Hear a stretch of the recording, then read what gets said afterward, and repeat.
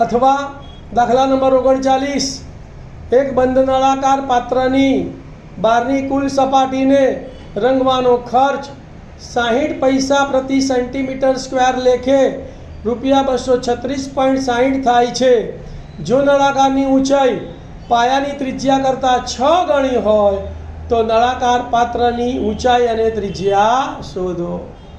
ध्यान आपजो भाई, आ बंद नळाकार पात्रनी बारनी सपाटीने रंगवानो खर्च 60 पैसा प्रति सेंटीमीटर स्क्वेर लेखे કેટલો આવ્યો? 237.60 રૂપિયા થાય છે। આના ઉપરથી આપણને નળાકારનું કુલ પુષ્ફળ મળશે, બરાબર? તો અહીંયા લખીશું રૂપિયા ખર્ચ અને નળાકારનું કુલ પુષ્ફળ। તો 60 પૈસા એટલે 60/100 રૂપિયા ખર્ચ, નળાકારનું પુષ્ફળ કેટલું? 1 સેમી સ્ક્વેર। તો 237.60 એટલે 23,760/100 રૂપિયા ખર્ચ, ત્યારે નળાકારનું પુષ્ફળ કેટલું? તો માટે નળાકારનું પુષ્ફળ બરાબર આનો નાનો ગુણાકાર થશે તો 23,760/100 ગુણ્યા 1 અને આ છેદમાં જશે, છેદમાં 60 અને છેદના છેદ ઉપર 100 થશે।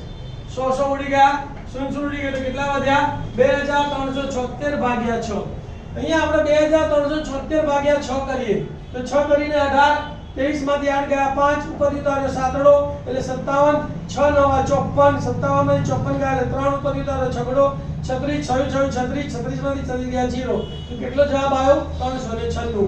તો નળાકારનું પુષ્ફળ બરાબર 396 સેન્ટીમીટર સ્ક્વેર। હવે તમને શરત આપી છે કે નળાકારની ઊંચાઈ તેની પાયાની ત્રિજ્યા કરતા 6 ગણી છે।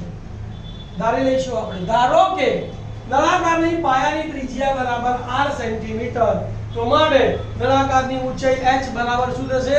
6r centimetre. હવે નળાકારનું કુલ પુષ્ફળ આપણે શોધી કાઢ્યું, કેટલું છે? 396 સેમી સ્ક્વેર। નળાકારના કુલ પુષ્ફળનું સૂત્ર બધાને યાદ છે, કયું સૂત્ર છે? 2πr કૌંસમાં h વત્તા r બરાબર 396। કિંમત મૂકું છું 2 ના 2 ગુણ્યા પાઈ ની જગ્યાએ 22/7 r ના r કૌંસમાં ગુણ્યા h ની જગ્યાએ 4 વત્તા r ના r બરાબર 396।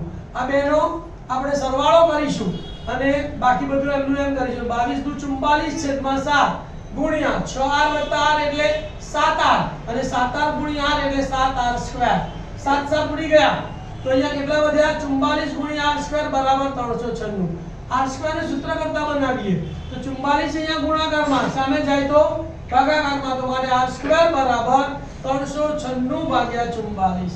44 આયા એટલે 11 ભાગ ચાલે ચાલે ને ચાલે, તો 11 ચોક 44 એટલે અહીંયા 4 આવશે, અહીંયા 11 તરી 33, 39 માંથી 33 જાય તો 6 વધે, ઉપર જુદો છગડો એટલે 66, 11 6 એટલે 36, 4 ભાગ 4 9 ને 36, તો કેટલો અહીંયા વધ્યા?